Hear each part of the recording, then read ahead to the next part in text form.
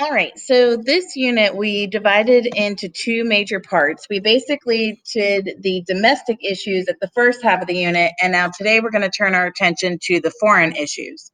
So, the first half of the unit, we focused on the progressive era, this movement to try to fix a lot of the problems from the Gilded Age, where we saw a big push to try to reform many different aspects of the country. You saw a push for women's rights movement to get the right to vote. We saw a lot of political reform to end corruption. We saw a civil rights movement for the African American population. We also talked about prohibition. So a lot of changes happening at home domestically. But now we're going to turn our attention to how we are seeing changes happen in foreign policy as well. Now, some context here for foreign policy, we have to definitely think back to the fact that the US was going through the Civil War in the 1860s. So, when the country is going through a civil war, there is no time for foreign policy. You're focusing on yourself. Well, after the Civil War, a lot of America felt that the country was behind compared to countries like Great Britain and other European powers. So, this really, in the late 1800s, is the age of imperialism. Pretty much all progressive countries felt that imperialism was the best foreign policy because it was kind of like this competitive nature of which country could become the biggest and the most powerful. So after the Civil War, the US felt very behind other European powers and felt the need to imperialize as well, because again, that was the big trend for foreign policy in the mid to late 1800s.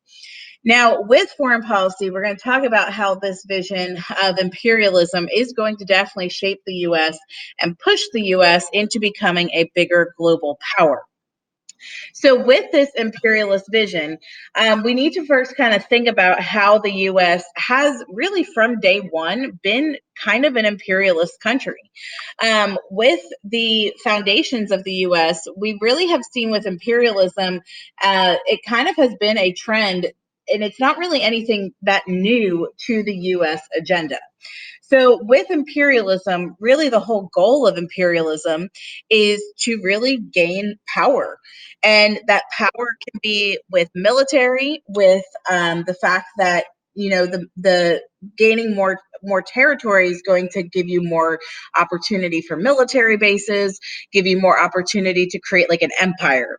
It also can be definitely economic. Imperialism definitely has big economic pushes because if you gain more territory, you also gain more resources and you also gain more trade posts that you have worldwide. And it also can definitely be social. With imperialism, you can think about how the US is going to want to socially promote cultural agendas, whether it's through Christianity and through the American culture. We've talked about assimilation a lot this unit.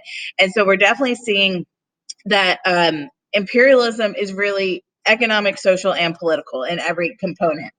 Now, with imperialism, let's kind of talk about how the US has really been doing this forever. The United States, with its foundations, have always been expanding west and taking over more and more territory. Now, yes, that is in the continental US that we have, but as the US expanded all the way out west, this was part of the US identity. Now, you may remember from Unit 6 the Turner thesis, the Turner frontier thesis. And this definitely has a big component for imperialism. Basically, Turner's frontier thesis, he determined, and by using the census, that basically the West was closed, that the frontier had been finalized. And Turner really argued that the idea of moving west is such an ingrained part of America that west was always seen as opportunity. And now the fact that it's closed, he really thought that this threatened the US identity. So, with the Turner frontier thesis, we see that yes, technically the Western frontier is closed, but this isn't going to stop America from expanding. He really argued that expansion is part of the American culture. And so we're going to see today that the US is actually going to go outside of the continental US that we know, and we're actually going to start seeing expansion out into the Pacific and into the Caribbean. So let's talk with some factors, some main people and concepts you have to know before we actually talk about land that was acquired. So, economic factors, this is a big one. I mean, with imperialism, a lot of it has to do with money. And if you can get more territory and gain more resources, you're going to definitely have bigger markets and bigger industry.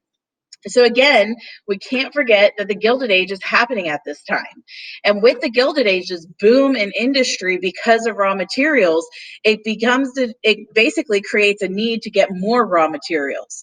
So with oil and coal and iron and all of these raw materials that's aiding the industrial boom, it's definitely going to play a toll in imperialism as well. So one person you need to for economic components, the fact that it's going to help generate more money for the United States is Alfred Thayer Mahan. Alfred Thayer Mahan is a very important figure who really pushed imperialism for economic motives. Alfred Thayer Mahan wrote a book called The Influence of Sea Power Upon History.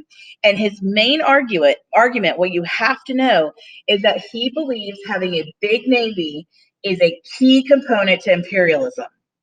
So his argument is with naval power, the US can definitely gain more markets, gain more money, gain more materials, protect our markets, and that the US has to have a big navy.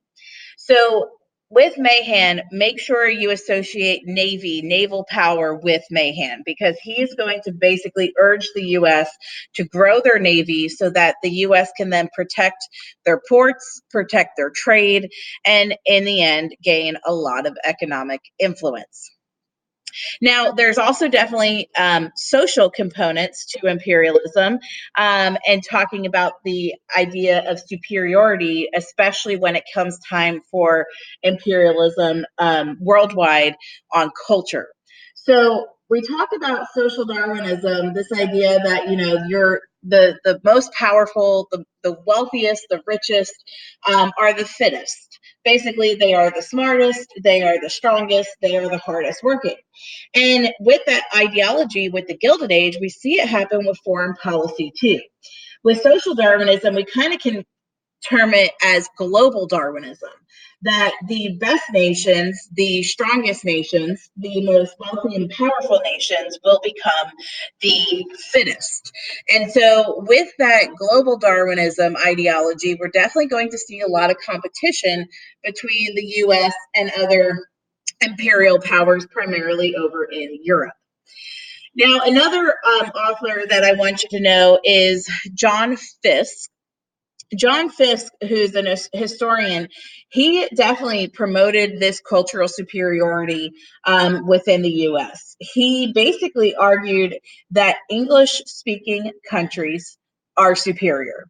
Now, I know to say that today would be shocking and definitely discriminatory, but John Fiske truly argued that English speaking countries have superior characteristics, have stronger governments, and are therefore more civilized, and kind of expanding the idea that the US needs to go and fix other countries.